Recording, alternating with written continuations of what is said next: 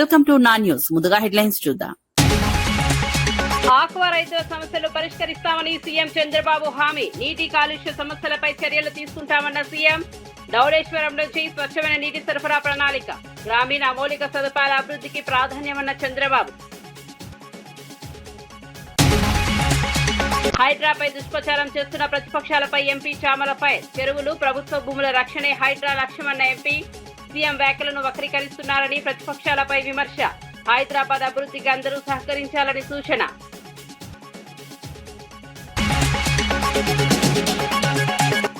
పోలీసుల బకాయిలపై ప్రభుత్వాన్ని నిలదీసిన పేర్ని నాని.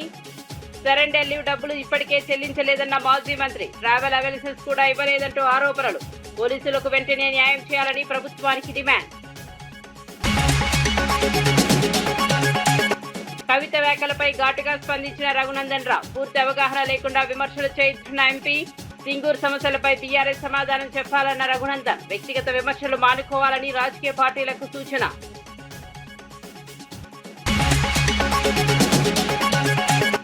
రాహుల్ ప్రధాని కాలేరన్న వ్యాఖ్యలపై విహెచ్ పై. ప్రజలు కోరితే రాహుల్ ప్రధాని అవుతారన్న హనుమంతరావు. కులగణలపై కేంద్రం సమాధానం చెప్పాలన్న విహెచ్. సామాజిక న్యాయం కోసం కాంగ్రెస్ పోరాటం కొనసాగుతుందన్న నేత. పశ్చిమ గోదావరి జిల్లా సిద్ధాంతం గ్రామంలో నిర్వహించిన మీ భూమి మీ హక్కు కార్యక్రమంలో ముఖ్యమంత్రి చంద్రబాబు నాయుడు పాల్గొన్నారు. ఈ సందర్భంగా ఆక్వా రైతుల సమస్యలను ప్రభుత్వం పరిష్కరిస్తుందని హామీ ఇచ్చారు. నీటి కాలుష్యం కారణంగా రైతులు ఎదుర్కొంటున్న ఇబ్బందులను గుర్తించి చర్యలు తీసుకుంటామని తెలిపారు. ధవళేశ్వరం బ్యారేజ్ నుంచి స్వచ్ఛమైన త్రాగునీరు అందించేందుకు ప్రణాళికలు సిద్ధం చేస్తున్నామని చెప్పారు. జిల్లాలోని ప్రధాన రహదారులను సిమెంట్ రోడ్లుగా అభివృద్ధి చేయనున్నట్లు వెల్లడించారు. గ్రామీణ ప్రాంతాల మౌలిక వస్తువుల అభివృద్ధికి ప్రభుత్వం ప్రత్యేక ప్రాధాన్యమిస్తోందన్నారు. రైతుల సంక్షేమం, మౌలిక సదుపాయాల కల్పన, జీవన ప్రమాణాల మెరుగుదల లక్ష్యంగా ముందుకు సాగుతున్నామని ముఖ్యమంత్రి పేర్కొన్నారు. ఇంపోర్ట్ చేయకుండా పోవడం, ఇంకో పక్క ఇక్కడ ఉత్పత్తి చేసి చేపలకు ఆహారంలో కలిపి చిన్న చేపల్ని ఎక్స్పోర్ట్ చేయడం, దీనివల్ల ఫీడ్ రేట్ కూడా పెరిగింది. అందుకే నేను మొన్న మంత్రికి చెప్పాం ఈ సమస్య పరిష్కారం చేయమని. తొందరలోనే సమస్య పరిష్కారం చేస్తారని ఆశిస్తున్నా. ఇంకో పక్క కలెక్టర్ గారు ఉన్నారు, నాగవాణి గారు. ఈ జిల్లాలో పండించే అక్వా మీరు చూస్తే చేపల్లో ఏది కూడా వేస్ట్ కాదు. ఎముకల దగ్గర నుంచి ప్రోటీన్ తీయచ్చు. చేప దీంట్లో నుంచి మనం ఏదైతే డ్రైన్స్ లో ఇస్తున్నామో అందులో నుంచి న్యూట్రాసిటికల్ వాల్యూస్ ఉన్నాయి, ఫార్మాసిటికల్ వాల్యూలు ఉన్నాయి. అనేక రకాలైనటువంటి ఔషధాలు తయారు చేసుకునే అవకాశం ఉంది. ఇలాంటివన్నీ కూడా ఎగ్జామిన్ చేస్తున్నాం. రాబోయే రోజుల్లో ఈ జిల్లా పొల్యూషన్ కంట్రోల్ కావాలి. నాకు ఒక ఆవేదన ఉండేది, ఇక్కడ నీళ్లు ఎక్కడ చూసినా ఉంటాయి, తాగడానికి మాత్రం నీళ్లు లేవు. అందుకే ధవళేశ్వరం నుంచి నీళ్లు తీసుకొచ్చి స్వచ్ఛమైన నీరు మీకు ఇచ్చే బాధ్యత ఈ ప్రభుత్వానిది. రోడ్లు కూడా ఒక సమస్య. మీ అన్ని కూడా నల్లరేగడి నెలలు, వర్షం ఎక్కువ, రోడ్డు వేస్తే గుంతలు పడతానే ఉంటాయి. అందుకే ఒక వినూత్నంగా ఆలోచిస్తున్నాం. వీలైతే ప్రధానమైన R&B రోడ్లన్నీ వెస్ట్ గోదావరి జిల్లా మొత్తం, మాగాణి ప్రాంతం మొత్తం సిమెంట్ రోడ్లు వేయగలిగితే నా జీవితంలో ఎంతో ఆనందం ఉంటుంది. దానికి కూడా ఒక హోంవర్క్ చేసి తొందరలోనే ముందుకు వస్తాం. హైడ్రా సంస్థ పనితీరుపై వస్తున్న విమర్శలకు పరిశ్రమల శాఖ మంత్రి శ్రీధర్ బాబు సమాధానం ఇచ్చారు. హైడ్రా కేవలం చెరువులు, కుంటలు, ప్రభుత్వ భూములను రక్షించడానికి పనిచేస్తోందని స్పష్టం చేశారు. ప్రజలు హైడ్రా చర్యలు స్వాగతిస్తుంటే బీఆర్ఎస్ నాయకులు ఎందుకు ఆందోళన చెందుతున్నారో చెప్పాలని ప్రశ్నించారు. ముఖ్యమంత్రి రేవంత్ రెడ్డి ఆక్రమణదారులు, అవినీతి పరులపైన కఠిన చర్యలు తీసుకుంటామని మాత్రమే చెప్పారని వివరించారు. ఆయన వ్యాఖ్యలను వక్రీకరించి ప్రజలను తప్పుదోవ పట్టించే ప్రయత్నం జరుగుతోందన్నారు. 10 ఏళ్ల పాలనలో ఇచ్చిన హామీలను అమలు చేయలేకపోయినా బీఆర్ఎస్ నాయకులు ఇప్పుడు తప్పుడు ప్రచారం చేస్తున్నారని విమర్శించారు. హైదరాబాద్ అభివృద్ధి, ప్రభుత్వ ఆస్తుల పరిరక్షణ కోసం హైడ్రా పనిచేస్తోందని మంత్రి శ్రీధర్ బాబు స్పష్టం చేశారు. ప్రజలందరూ కూడా ఒకసారి గమనించాలి. ఈరోజు చెరువులు, కుంటలు, పరిసరాల ప్రాంతంలో ఉంటున్న ఆ ప్రాంత ప్రజలందరూ హర్షిస్తా ఉన్నారు. ఒక పక్షాన బాధపడేవారు ఎవరంటే టీఆర్ఎస్ సంబంధించిన నాయకత్వం. కబ్జాకు గురైన భూమిని ప్రభుత్వ పరంగా తీసుకుంటే మీరెందుకు బాధపడతా ఉన్నారు? ఎందుకు అంత అసహనం? హిట్లరు మేము ఫిలాసఫీని అడాప్ట్ చేసుకోలేదు, ఒక ఐరన్ డిసిప్లిన్గా వెళ్ళాలనే ముఖ్యమంత్రి గారి ఆలోచన. I wanted to be Hitler, I don't feel shy. ప్రభుత్వ డబ్బులు ఇష్టం వచ్చినట్టు ఉద్యోగం చేస్తే వాళ్ళని హిట్లర్ కాదు, హిట్లర్ తాటి వాడనట్టు బాన్లాగా బిహేవ్ చేస్తారు. కేసీఆర్ గారు హిట్లర్ సిద్ధాంతాన్ని అమలు పరిచిండ్రా ఇప్పుడు? మరి వారి ఆలోచన మేరకు కేటీఆర్ గారిని వాళ్ళ నాన్నని అడగమంటున్నాం. ఇప్పుడు ప్రభుత్వ భూములను లాక్కునే వారిపై ఉక్కు పాదముతో చట్టాన్ని అమలు చేసే కార్యాచరణ తీసుకుంటామని వారి ఆలోచన. లేనిపోని అంశాలను ప్రజల వద్దకు తీసుకెళ్లాలని ఒక తీవ్రమైన ప్రయత్నం చేస్తా ఉన్నారు హరీష్ రావు గారు. ఈ రోజు ప్రజలను పక్కదారి పట్టించే ప్రయత్నం చేస్తా ఉన్నారు హరీష్ రావు గారు. దాదాపు 60-70% చేసి ఇంకా 30% ఎందుకు చేయలేకపోతా ఉన్నారు వీళ్ళు, చెయ్యాలని చెప్తా ఉన్నాడు ఆయన. మా మేనిఫెస్టో గురించి మాట్లాడే ముందు హరీష్ రావు గారు, ఒకసారి మీరు ప్రతి అసెంబ్లీ నియోజకవర్గంలో 1,00,000 ఎకరాలకు కొత్తగా సాగు నీరు అందిస్తామన్నారు. ఏమైందని అడుగుతా ఉన్నాం. ఇచ్చిన రుణమాఫీ రైతు తీసుకున్న రుణంపై వడ్డీకే సరిపోయింది. 24 జిల్లాల్లో 24 సూపర్ స్పెషాలిటీ హాస్పిటల్ కడతాం. ఏమైనా అవి హిల్ట్ పాలసీ గాని, లైఫ్ సైన్సెస్ పాలసీ గాని, ఎలక్ట్రానిక్స్ పాలసీసే గాని పరిశ్రమలకు సంబంధించి పెద్ద ఎత్తున ముందుకు తీసుకెళ్లే ప్రయత్న భాగంలో ఒక ఆలోచన దృక్పథంతో ముందుకు వెళ్తా ఉన్నాం. న్యూఢిల్లీలో జరిగిన ఇండియా కూటమి కీలక సమావేశంలో ప్రతిపక్ష పార్టీల ఐక్యతపై విస్తృత చర్చ జరిగింది. దేశంలో ప్రజాస్వామ్య విలువలను బలోపేతం చేయాలంటే అన్ని భాగస్వామ్య పార్టీలు సమన్వయంతో ముందుకు సాగాల్సిన అవసరం ఉందని నేతలు అభిప్రాయపడ్డారు. కాంగ్రెస్ అధ్యక్షుడు మల్లికార్జున ఖర్గే మాట్లాడుతూ కేంద్ర ప్రభుత్వ విధానాలపై ఉమ్మడిగా పోరాటం కొనసాగిస్తామని తెలిపారు. రాబోయే ఎన్నికలు జాతీయ అంశాలపై సంయుక్త కార్యాచరణను రూపొందించాలని సమావేశంలో నిర్ణయించారు. ప్రజాస్వామ్య పరిరక్షణ, రాజ్యాంగ విలువలు కాపాడమే ప్రధాన లక్ష్యమని నేతలు పేర్కొన్నారు. దేశవ్యాప్తంగా ప్రజా సమస్యలను ఉమ్మడిగా ప్రస్తావిస్తూ బలమైన ప్రత్యామ్నాయం చూపించేందుకు కూటమి కట్టుబడి ఉందని వెల్లడించారు. సమావేశం అనంతరం అన్ని పార్టీలు కలిసి పనిచేయాలని పిలుపునిచ్చాయి.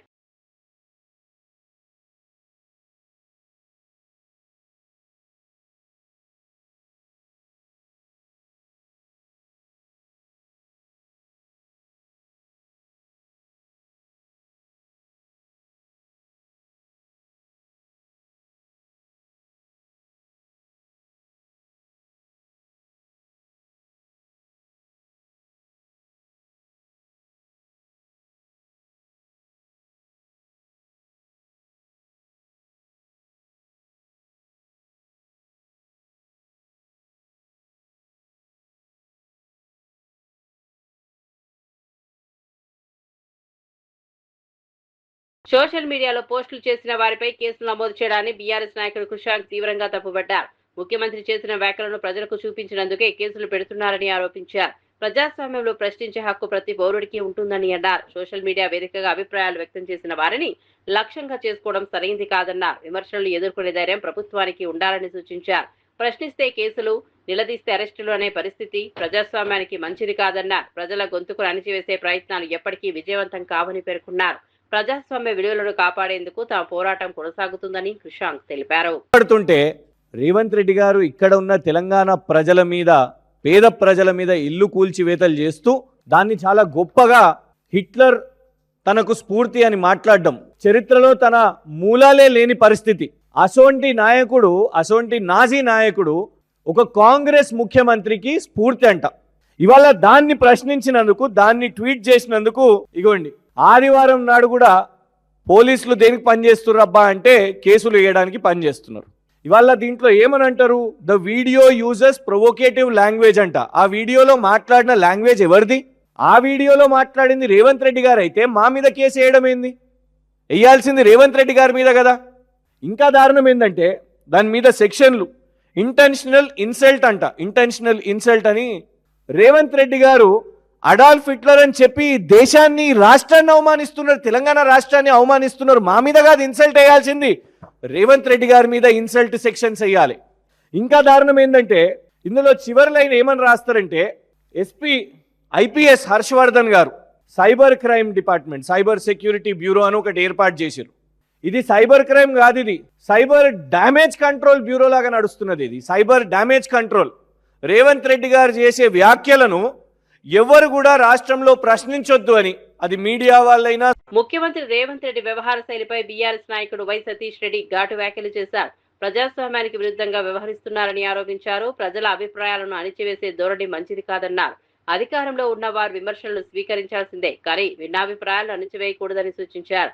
రాష్ట్రంలో రాజకీయ వాతావరణం ఆందోళనకరంగా మారుతోందని పేర్కొన్నారు. ప్రజాస్వామ్య వ్యవస్థలో ప్రతి ఒక్కరికి అభిప్రాయ స్వేచ్ఛ ఉండాలని అన్నారు. ప్రభుత్వం తన వైఖరిని మార్చుకుని ప్రజల సమస్యలపై దృష్టి పెట్టాలని సూచించారు. ప్రజల తీర్పే అంతిమమని, అధికార అహంకారం ఎప్పటికీ నిలవదని సతీష్ రెడ్డి పేర్కొన్నారు. లేకుండా ఒక ముఖ్యమంత్రి సాడిస్టిక్ ప్లెజర్తోని మొన్న ఇంటర్వ్యూలో ఏం చెప్తాడు, నా డిమాలిషన్స్ ఇరాక్తో మీరు కంపేర్ చేసుకోండి అంటాడు. ఏ ముఖ్యమంత్రి అన్నా సిగ్గున్న ముఖ్యమంత్రి ఇట్లా మాట్లాడతాడా? ఆయన పాలిస్తున్న రాష్ట్రంలో పేద ప్రజల ఇల్లులు కూలగొట్టి, వెలుగుమట్లలో ఇల్లులు కూలగొట్టి, వాటిని మేము ఇరాన్ యుద్ధంలో ఎట్లయితే ఇల్లులు కూలగొట్టిరో అమెరికా వాళ్ళు, అట్లనే ఇక్కడ వెలుగుమట్లలో రేవంత్ రెడ్డి పాలనలో రేవంత్ రెడ్డి బుల్డోజర్లు అట్లా కూలగొట్టిరని ఆ వీడియోలు మేము బయట పెడితే దాన్ని గొప్పగా ఆయన దేశమంతా తెలిసే విధంగా ఆయనే చెప్పుకుంటున్నాడు, ఇరాన్తో కంపేర్ చేసుకోండి నా కూల్చివేతలను అని. అంటే ఇంత సిగ్గు లేకుండా నేనే హిట్లర్ అని చెప్పుకుంటున్నావు కదా. ఆనాడు జర్మనీలో చచ్చిపోయిన హిట్లర్ ఈరోజు తెలంగాణలో పుట్టిండు, తెలంగాణని పాలిస్తున్నాడు. తెలంగాణ హిట్లర్ రేవంత్ రెడ్డి. నిజంగా సిగ్గుంటే నువ్వే మాట్లాడినావు. ఇగో గీ పోస్ట్ పెట్టినాం, ఏమన్నాం మేము, నువ్వు హిట్లర్ స్ఫూర్తి అన్నావు. అవును, నువ్వే హిట్లర్ స్ఫూర్తి, హిట్లర్ రేవంత్ రెడ్డి అని ఈ పోస్టులు పెట్టినాం. దీని మీద కేసులు పెట్టారు. ఇగో మళ్ళీ చెప్తున్నాం, నువ్వు హిట్లర్ రేవంత్ రెడ్డి. పాఠశాలల సంఖ్యను 27,000 నుంచి 4,000కే పరిమితం చేస్తామన్న ముఖ్యమంత్రి రేవంత్ రెడ్డి వ్యాఖ్యలపై టీఆర్ఎస్ అధినేత్రి కల్వకుంట్ల కవిత తీవ్రంగా స్పందించారు. ఈ నిర్ణయం విద్యా వ్యవస్థపై ప్రభుత్వ వైఖరిని స్పష్టంగా చూపిస్తోందని విమర్శించారు. పేదలు, గ్రామీణ ప్రాంతాలు విద్యార్థులు, ముఖ్యంగా బాలికలకు విద్యను దూరం చేసే విధానాలు అమలు చేస్తున్నారని ఆరోపించారు. ప్రభుత్వ పాఠశాలలు తగ్గించడం వల్ల లక్షలాది మంది విద్యార్థుల భవిష్యత్తు ప్రమాదంలో పడుతుందని అన్నారు. విద్యను హక్కుగా కాకుండా భారంగా చూస్తున్నారని విమర్శించారు. ప్రభుత్వ విద్యను బలోపేతం చేయాల్సిన సమయంలో పాఠశాలలను తగ్గించే ఆలోచన చేయడం సరైంది కాదన్నారు. విద్యారంగాన్ని కాపాడేందుకు ప్రజలంతా అప్రమత్తంగా ఉండాలని కవిత పిలుపునిచ్చారు. పెట్టే పరిస్థితి వస్తుంది. అన్నిటికన్నా ఎక్కువ ఏమవుతుందంటే ఆడపిల్లల చదువు మాత్రం విపరీతమైన దెబ్బ పడుతుంది. ముఖ్యమంత్రి గారు నేను హిట్లర్ అని చెప్పుకుంటున్నాడు. మీరు హిట్లరే, కానీ హిట్లర్ కన్నా ఎక్కువ మీరు తాలిబాన్. ఎందుకంటే తాలిబాన్లు కూడా కేవలం ఆడపిల్లల చదువు మీద రిస్ట్రిక్షన్స్ పెట్టి వాళ్ళు చదువుకోకుండా చేసారు. ముఖ్యమంత్రి గారే విద్యాశాఖ మంత్రి అయితే విద్యాశాఖ ఏదో వెలుగుతుంది అని చెప్పి అందరు భావించారు. కానీ అడుగడుగున అబద్ధాలు. ఇప్పుడు మీరున్న 27,000 పాఠశాలల్ని 4,000 పాఠశాలలకు చేస్తే ఇప్పుడు ఉన్నటువంటి ఉపాధ్యాయులందరినీ ఏం చేస్తారు? మీరు ఈ 3 లక్షల పై చిలుకున్నటువంటి ఉపాధ్యాయులందరినీ కూడా తీసేస్తారా? 4,000 పాఠశాలలో అడ్జస్ట్ చేస్తారా? లేకపోతే వివిధ గవర్నమెంట్ డిపార్ట్మెంట్లకు పంపిస్తారా? మీ విధానం ఏందనేటటువంటిది క్లారిటీ లేకుండా పెద్ద పెద్ద అనౌన్స్మెంట్లు మీరు పక్క రాష్ట్రానికి పోయి చేయడం వల్ల మన రాష్ట్రం పరువు పోతుంది తప్పితే ఇంకొకటి జరగడం లేదు.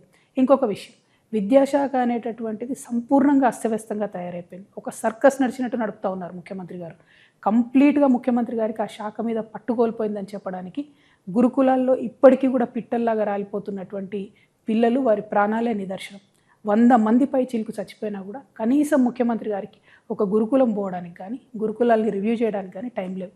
కేజీబీవీ టీచర్స్ పాపం 10+2 చెప్తారు. వాళ్ళు సమ్మె చేస్తే కనీసం వాళ్ళ సమ్మెకాలం జీతం ఇచ్చేయాలన్నటువంటి సంస్కారం కూడా లేకుండా ఈ ప్రభుత్వం వ్యవహరించడం అన్నది చాలా దారుణం. ఇక ఇంటర్మీడియట్ ఇంకొక పెద్ద జోక్. ముఖ్యమంత్రి గారు రివ్యూ చేసి రేపటి నుంచి ఇంటర్ బోర్డు ఉండదని చెప్తారు. ఈయన రివ్యూ చేసిన 2 రోజులకే ఇంటర్మీడియట్ బోర్డు వాళ్ళు ఇంటర్మీడియట్ నుంచి అఫిలియేషన్ ఇస్తాం, అప్లికేషన్ పెట్టుకోండి అంటే కోకొల్లలుగా ప్రైవేట్ వాళ్ళు అఫిలియేషన్ పెట్టుకుంటారు. ఈ 2 గొడవలు అవుతున్నటువంటి సందర్భాల్లో మళ్ళీ ఒక స్టేట్మెంట్ వస్తుంది, లేదు ఈ సంవత్సరం ఇంటర్మీడియట్ బోర్డు కొనసాగుతుంది, నెక్స్ట్ ఇయర్ 10+2 విధానం వస్తుంది అని చెప్పి. ఆ గొడవ అవుతుంటే ఇప్పటి వరకు ఇవాళ స్కూల్స్ స్టార్ట్ అయ్యి intermediate colleges, junior colleges start అయ్యి 7-8 డేస్ అవుతుంది. June 1st స్టార్ట్ అయినాయి.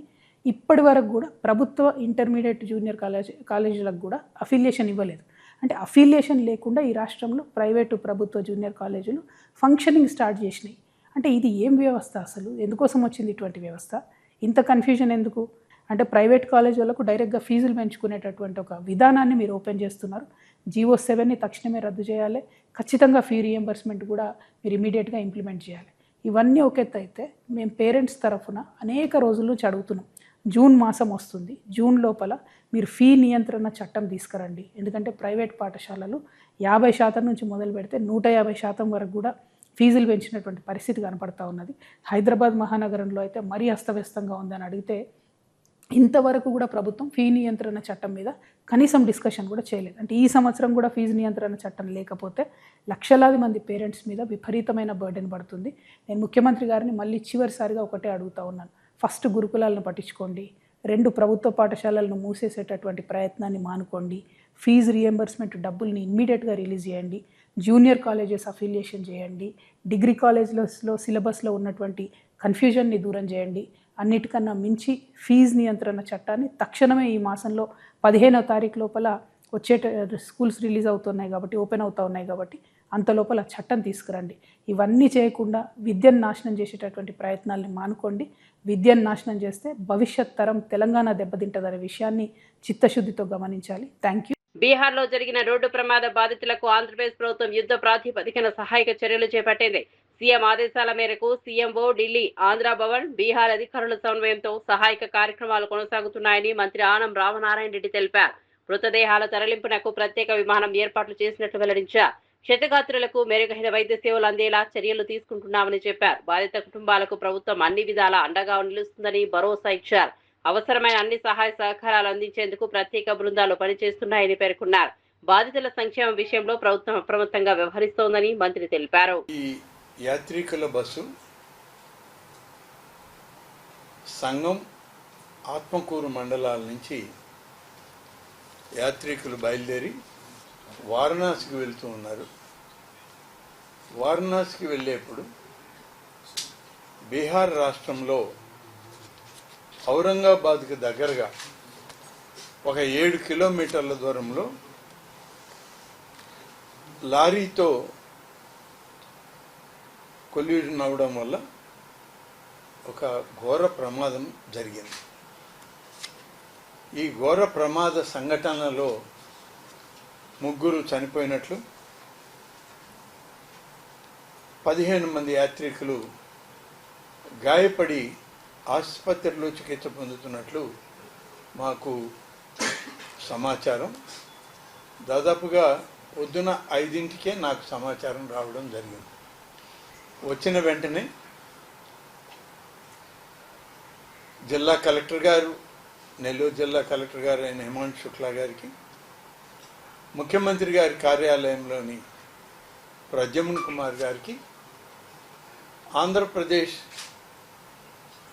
భవన్ ఢిల్లీలో ఏదైతే ఉందో అక్కడున్న కమిషనర్ ఆర్జా శ్రీకాంత్ గారికి ఈ వివరాలన్నింటినీ కూడా వారి దృష్టిలో పెట్టడం, వారు వెనువెంటనే ముఖ్యమంత్రి గారికి ఈ సమాచారాన్ని ఇచ్చిన తర్వాత ఆయన ఎవరెవరితో అవసరమైన కార్యక్రమాలు చేయాలి అనే దాంట్లో ఎవరెవరు అధికారం వాళ్ళని కాపాడండి అని చెప్పి ముఖ్యమంత్రి గారు వెంటనే ఆదేశాలు ఇవ్వడం జరిగింది.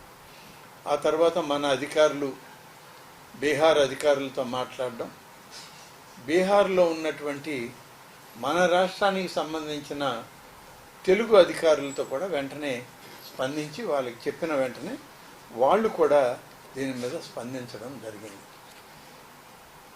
ఈ బస్సు ప్రయాణంలో 40 మంది యాత్రికులు,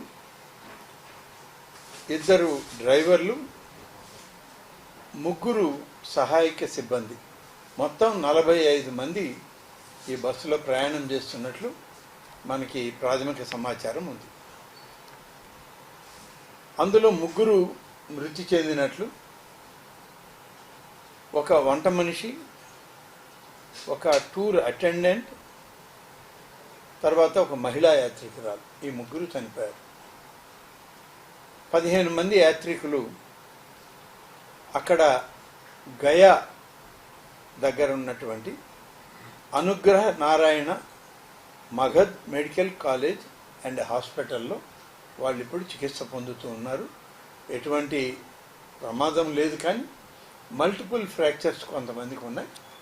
ఆ ఫ్రాక్చర్స్ ఉన్నాయి కాబట్టి వాళ్ళకి కొంత అక్కడనే ఉంచి ట్రీట్మెంట్ చేయాలని చెప్పి అక్కడ డాక్టర్లు సలహా ఇవ్వడం, వెంటనే ట్రీట్మెంట్ కూడా వాళ్ళకి మొదలుపెట్టమని చెప్పడం కూడా జరిగింది. దానికి తగ్గట్టు అక్కడ డాక్టర్సు, అక్కడ ఉన్నటువంటి బీహార్ గవర్నమెంట్ అధికారులు కూడా స్పందిస్తూ ఉన్నారు. వారి ఆరోగ్యం నిలకడగా ఉంది, కానీ ఫ్రాక్చర్స్, కొన్ని ఇంజరీస్ ఉండడం వల్ల హాస్పిటల్లో అడ్మిట్ చేశామని కూడా వాళ్ళు చెప్పారు. 23 మంది యాత్రికులు ప్రమాద స్థలానికి దగ్గరలోనే కొంత ఉన్నారు. అలాగే ఇది ఔరంగాబాదు నగరానికి 7 కిలోమీటర్ల దూరంలోనే ఉంది. తక్షణ సహాయం, వసతి, ఆహారం ఇవన్నీ కల్పించాలని చెప్పి అక్కడ తెలుగు అధికారులను కోరాం. వారు ఆ విధంగా స్పందించి ముఖ్యమంత్రి గారి ఆలోచన, వారి యొక్క ఆదేశాలను పాటిస్తారు. ఏపీ భవన్లో కంట్రోల్ రూమ్ పెట్టడం జరిగింది. గాయపడిన యాత్రికులు, వారి కుటుంబ సభ్యులు మరియు స్థానిక అధికారులతో నిరంతరం అక్కడ సమన్వయం చేసుకోవడం కూడా జరుగుతుంది. ఈ విధంగా చేస్తూ ఈరోజు ప్రభుత్వం కూడా దీనికి ఒక నెల్లూరు జిల్లా కలెక్టర్ గారు రాహుల్ గాంధీ దేశ ప్రధాని కాలేరంటూ కేంద్ర మంత్రి కిషన్ రెడ్డి చేసిన వ్యాఖ్యలను మాజీ ఎంపీ వి హనుమంతరావు తీవ్రంగా ఖండించారు. ప్రజలు ఓట్లు వేస్తే రాహుల్ గాంధీ తప్పకుండా ప్రధాని అవుతారని స్పష్టం చేశారు. కిషన్ రెడ్డి జ్యోతిష్యాలు చెప్పడం మానేసి ప్రజా సమస్యలపై దృష్టి పెట్టాలని సూచించారు. దేశంలో బీసీలకు జరుగుతున్న అన్యాయంపై కేంద్ర ప్రభుత్వం సమాధానం చెప్పాలని డిమాండ్ చేశారు. సుప్రీంకోర్టు సూచించినప్పటికీ కులగణ నిర్వహించకపోవడం అన్యాయమన్నారు. బీసీల ఓట్లతో గెలిచి వారి సమస్యలను పట్టించుకోకపోవడం సరికాదని విమర్శించారు. రాబోయే ఎన్నికల్లో ప్రజలు తగిన బుద్ధి చెబుతారని హెచ్చరించారు. కాంగ్రెస్ పార్టీ సామాజిక న్యాయం కోసం పోరాటం కొనసాగిస్తుందని విహెచ్ పేర్కొన్నారు. వచ్చే ఎన్నికల్లో నువ్వు ఎట్లా గెలుస్తావు మేము కూడా చూస్తాం. ప్రతి బీసీ వాళ్ళకు చెప్తాం, అరే ఎట్టి పరిస్థితుల్లో ఈసారి సికింద్రాబాద్ సీటులో కిషన్ రెడ్డిని గెలవకుండా చూడడానికి పూర్తి ప్రయత్నం చేస్తాం. అంతేకాదు ఇవాళ నేను చెప్తున్నా, రాహుల్ గాంధీ గారు ఎప్పుడైతే కన్యాకుమారి నుంచి కశ్మీర్ వరకు మ్యారథాన్ పాదయాత్ర చేసి 4500 కిలోమీటర్లు తిరిగిన తర్వాత ఆయనకు ఒక ఆలోచన వచ్చింది, నేను ఇంతవరకు ఎస్సీ ఎస్టీలకి అన్యాయం అనుకున్నా, కానీ ఇవాళ ఎవరికి అందరికంటే ఎక్కువ బీసీలకు అన్యాయం జరుగుతుందని ఆయన అన్నాడు. We come to the power, will conduct caste wise census, జిత్నా హిస్సేదారి ఉత్తి భాగీదారి అన్నాడు. మేము ఓట్లేసే మిషన్ల మారా బాబు. ఇవాళ ఇక్కడ జరిగింది లోకల్ బాడీ ఎన్నికలు జరిగితే 52% సర్పంచులు గెలిచారు, చైర్మన్లు వైస్ చైర్మన్లు అయినరు. మరి బీసీల గురించి నువ్వు మాట్లాడవే? పోలీసులకు రావాల్సిన బకాయిల చెల్లింపుల విషయంలో మాజీ మంత్రి పేర్ని నాని కూటమి ప్రభుత్వంపై విమర్శలు గుప్పించారు. 6 సరెండర్ లీవుల డబ్బులు ఇప్పటికే చెల్లించలేవని ఆరోపించారు. సంపద సృష్టిస్తామని చెప్పిన ప్రభుత్వం పోలీసులను మాత్రమే విపరీతంగా వినియోగించుకుంటోందన్నారు. సీఎం చంద్రబాబు హోంమంత్రి కార్యక్రమాల్లో పోలీసులే భద్రతా బాధ్యతలు నిర్వర్తిస్తున్నప్పటికీ వారికి రావాల్సిన ప్రయోజనాలు అందడం లేదని విమర్శించారు. 2024లో ప్రభుత్వం ఏర్పడినప్పటి నుంచి ట్రావెల్స్ అలవెన్స్ కూడా ఇవ్వలేదన్నారు. లా అండ్ ఆర్డర్ నిర్వహణలో కీలక పాత్ర పోషిస్తున్న పోలీసులకు న్యాయం చేయాలని డిమాండ్ చేశారు. పెండింగ్ బకాయిలను వెంటనే విడుదల చేయాలని ప్రభుత్వాన్ని కోరారు. తొక్కర్లా స్టైల్గా మాత్రం ఊరికే కాళ్ళు కదుపుతా ఉంటే అది వెళ్ళిపోతూ ఉంటుంది. చూసేవాడికి మాత్రం వీళ్ళు తొక్కేస్తున్నారు, ఎమ్మ తొక్కుడు తొక్కుతున్నారు అనుకుంటారు. ఆ బ్యాటరీ సైకిల్ చుట్టూ మొత్తం సైకిళ్ళు వేసుకుని తొక్కేది ఎవడా అంటే పోలీసులు, చుట్టూ పోలీసులే. ఆవిడకు 12 సైకిళ్ళు పోలీసులు, ఇతనికి ఒక 50 సైకిళ్ళు పోలీసులు, మొత్తం పోలీసులు. మీరు సైకిల్ మీద షూటింగ్ చేసుకుంటా కూడా ఈ పోలీసులు కావాలి, కానీ వాళ్ళకి ఇవ్వాల్సిన మిత్రం వాళ్ళకి ఇవ్వరు. ట్రావెల్ అలవెన్స్ టీఏలు 2024 నుంచి మీరు ప్రమాణ స్వీకారం చేసిన దగ్గర నుంచి ఇవాళ దాకా టీఏ నయా పైసా పోలీసులకు ఇచ్చారు ఎవరికన్నా? ఏ పోలీస్ కానిస్టేబుల్స్కైనా టీఏ మీరు ఇచ్చారా ఇంతవరకు? లా అండ్ ఆర్డర్లో పనిచేస్తే నెలకు 1500 రూపాయలు అంటే దాదాపుగా 36,000 సంవత్సరానికి. ముఖ్యమంత్రి రేవంత్ రెడ్డి చేసిన వ్యాఖ్యలపై బీఆర్ఎస్ నాయకుడు జగన్ తీవ్ర స్థాయిలో విమర్శలు గుప్పించారు. ప్రపంచ చరిత్రలో కోట్లాది మంది ప్రాణాలు తీసిన హిట్లర్ గా స్ఫూర్తిగా చెప్పడం ప్రమాదకరమని అన్నారు. ప్రజాస్వామ్య వ్యవస్థలో ఇలాంటి వ్యాఖ్యలు ఆందోళన కలిగిస్తున్నాయని పేర్కొన్నారు. తెలంగాణ ప్రజల హక్కులు, స్వచ్ఛలపై ముప్పు ఏర్పడే పరిస్థితులు కనిపిస్తున్నాయని ఆరోపించారు. అధికారంలో ఉన్నవారు బాధ్యతాయుతంగా మాట్లాడాలని సూచించారు. ప్రజల విశ్వాసాన్ని కాపాడాల్సిన నాయకులు వివాదాస్పద వ్యాఖ్యలకు దూరంగా ఉండాలన్నారు. రాష్ట్ర భవిష్యత్తు కోసం ప్రజలు అప్రమత్తంగా ఉండాల్సిన అవసరం ఉందని తెలిపారు. ప్రజాస్వామ్య విలువలను కాపాడేందుకు బీఆర్ఎస్ పోరాటం కొనసాగిస్తుందని పేర్కొన్నారు. హతమార్చినటువంటి హంతకుడు ఎవరైనా ఉన్నారంటే అది అడాల్ఫ్ హిట్లర్ మాత్రమే. జర్మనీలో ఉన్నటువంటి లక్షలాది మంది వికలాంగులని పట్టుకొచ్చి గ్యాస్ ఛాంబర్లలో వాళ్ళందరినీ కూడా బంధించి 100/100 గ్యాస్ ఛాంబర్లలో కూడా బంధించి సైనైడ్ గ్యాస్ని విడుదల చేసి లక్షలాది మంది వికలాంగులను చంపిండు. రాక్షసుడు, మానవజాతి చరిత్రలో చూడనటువంటి రాక్షసుడు అడాల్ఫ్ హిట్లర్. అట్లాంటి హిట్లర్ ఈరోజు మన రాష్ట్ర ముఖ్యమంత్రి రేవంత్ రెడ్డి గారికి స్ఫూర్తి అని ఆయన పబ్లిక్గా స్టేట్మెంట్ ఇస్తూ ఉన్నాడంటే మన తెలంగాణ ప్రజలు ఎంత ప్రమాదకరమైన పరిస్థితిలో ఉన్నారనేది ఈరోజు రాష్ట్ర ప్రజలందరూ కూడా చర్చించుకుంటున్నటువంటి పరిస్థితి చూస్తూ ఉన్నాం. ఈరోజు హామీలను నిలబెట్టుకోలేనటువంటి పరిస్థితులలో, గ్యారంటీలను అమలు చేయలేనటువంటి పరిస్థితులలో ఈరోజు ప్రజలను బెదిరించేటువంటి ఇట్లాంటి పరిస్థితులను కల్పించే సంగారెడ్డిలో మీడియా సమావేశం నిర్వహించిన ఎంపీ రఘునందన్ రావు కవిత వ్యాఖ్యలపై తీవ్రంగా స్పందించారు. పూర్తి అవగాహన లేకుండా విమర్శలు చేయడం తగదన్నారు. మెదక్, జహీరాబాద్ నియోజకవర్గాల వివరాలే తెలియకుండా మాట్లాడుతున్నారని విమర్శించారు. సింగూరు నీటి సమస్యలపై గతంలో బీఆర్ఎస్ ప్రభుత్వం ఏం చేసిందో చెప్పాలని ప్రశ్నించారు. 10 ఏళ్ల అధికారంలో ఉన్నప్పటికీ ప్రజలకు ఉపయోగపడే అభివృద్ధి కార్యక్రమాలు చేపట్టలేదని ఆరోపించారు. కుటుంబ రాజకీయాల ద్వారా పదవులు పొందిన వారు ప్రజలకు రీతులు చెప్పడం సరికాదన్నారు. బీఆర్ఎస్ పార్టీ భవిష్యత్తుపై ప్రజల్లో నమ్మకం లేదని పేర్కొన్నారు. తెలంగాణ అభివృద్ధికి కాంగ్రెస్, బీజేపీ కలిసి పనిచేయాలని సూచించారు. రాజకీయ లబ్ధి కోసం వ్యక్తిగత విమర్శలు మానుకోవాలని రఘునందన్ రావు హితవు పలికారు. ఏం చేసిండు మీరు? ఆయన ఒక్కరోజైనా సంగారెడ్డి జిల్లా పరిషత్ మీటింగ్ వచ్చిండా? ఒక్కరోజైనా మెదక్ జిల్లా పరిషత్ మీటింగ్ వచ్చిండా? దుబ్బాకకు ఒక ఆడియో ఆఫీస్ ఇచ్చిరా? పటాన్చెరుకు ఒక ఆడియో ఆఫీస్ ఇచ్చిరా? రామాయణపేటకు ఒక ఆడియో ఆఫీస్ ఇచ్చిరా? ఏం చేసిరు మీరు? మీ కుటుంబం బాగుపడేందుకు, మీ సొంత ఆస్తులు పెంచుకోవడం కోసం మీరు ప్యాలెస్లు కట్టుకోవడానికి పనిచేసిరు తప్ప మేమంతా ఒళ్ళు ఉన్నం చేసుకొని తెచ్చినాం తెలంగాణ. కాబట్టి కవిత గారు ఎవడో ఏదో రాసిస్తే జహీరాబాద్ కు బుల్లెట్ ట్రైన్ రాకపోతే రఘునందన్ ఎందుకు మాట్లాడతలేడు? నేను జహీరాబాద్ ఎంపీ కాదు, అయినా మెంబర్ ఆఫ్ పార్లమెంట్ గా నువ్వు తీసుకురా. మొదటి డిపిఆర్ లో జహీరాబాద్ కు బుల్లెట్ ట్రైన్ ఉందని మాట్లాడినావు కదా అబద్ధాలు. నువ్వు తీసుకురా కాగితం, బుల్లెట్ ట్రైన్ నేను మంజూరు చేసుకొస్తా. ఎన్నడన్నా భారత ప్రభుత్వం జహీరాబాద్ కు బుల్లెట్ ట్రైన్ ఇస్తానని ఎవరైనా ప్రకటించిన ప్రకటన ఉంటే తీసుకురా, తప్పకుండా జహీరాబాద్ కు బుల్లెట్ ట్రైన్ రఘునందన్ రావు తెస్తాడు. ఏది పడితే అది మాట్లాడి వ్యక్తుల వ్యక్తిత్వాన్ని హరణం చేసేటువంటి కార్యక్రమం పెట్టి నోరున్నది కదా, ఏది పడితే అది మాట్లాడదాం. హైదరాబాద్ లో ముంపు ప్రమాదాలు, అక్రమ కబ్జాల నుంచి రక్షించడానికే ముఖ్యమంత్రి రేవంత్ రెడ్డి హైడ్రా సంస్థను ఏర్పాటు చేశారని కాంగ్రెస్ ఎంపీ చామల కిరణ్ కుమార్ రెడ్డి స్పష్టం చేశారు. ప్రతిపక్షాలు ఉద్దేశపూర్వకంగా తప్పుడు ప్రచారం చేస్తున్నాయని విమర్శించారు. సీఎం వ్యాఖ్యలను వక్రీకరించి ప్రజలను తప్పుదోవ పట్టించే ప్రయత్నం జరుగుతోందన్నారు. హైడ్రా లక్ష్యం చెరువులు, కుంటలు, ప్రభుత్వ భూములను రక్షించడమేనని తెలిపారు. అభివృద్ధి కార్యక్రమాలను రాజకీయ రంగు పొలమరడం సరికాదన్నారు. హైదరాబాద్ భవిష్యత్తును దృష్టిలో పెట్టుకుని ప్రభుత్వం కఠిన నిర్ణయాలు తీసుకుంటోందని చెప్పారు. నగర అభివృద్ధి కోసం ప్రతిపక్షాలు కూడా సహకరించాలని సూచించారు. ప్రజా ప్రయోజనాల కోసం పనిచేస్తున్న సంస్థలపై అనవసర విమర్శలు మానుకోవాలని చామల పేర్కొన్నారు. బీజేపీలను మీరే అంటారు, పుట్టినప్పటి నుంచి మెట్టినప్పటికీ ఏదో ఒకటి చేయాలి కదా. ఒక సామాన్య కుటుంబం నుంచి మిమ్మల్ని తెలంగాణ ప్రజలు ఈ స్థాయికి తెచ్చిర్రు. మీరు ఏ పార్టీలో పుట్టిరు, ఏ పార్టీలో పోయేది అనేది సమాజానికి సంబంధం లేదు. మీరు ఏ పార్టీలో పుట్టినా, ఏ పార్టీలో పోయినా ఈ మధ్యన మీకు వచ్చే అధికారం ఇచ్చినటువంటి ప్రజల కోసం ఏం చేసిర్రు? ఈ తెలంగాణలో 10 సంవత్సరాలలో కేసీఆర్ దోచుకపోతుంటే ఢిల్లీలో కూర్చొని నిమ్మకు నీరెత్తినట్టు ఎందుకు? మీ మీద ఏం ప్రెజర్ ఉంది? ఇవాళ మిమ్మల్ని కాంగ్రెస్ పార్టీకి అడ్రస్ ఉందా, అడ్రస్ లేదా అనేది తెలంగాణ ప్రజలు చేసినటువంటి ఓటింగ్ వల్లనే ఈరోజు ముఖ్యమంత్రి అయిన రేవంత్ రెడ్డి గారు. ఈరోజు మీరు కూడా బీజేపీ పార్టీలో గతంలో మరిన్ని అప్డేట్స్ కోసం చూస్తూనే ఉండండి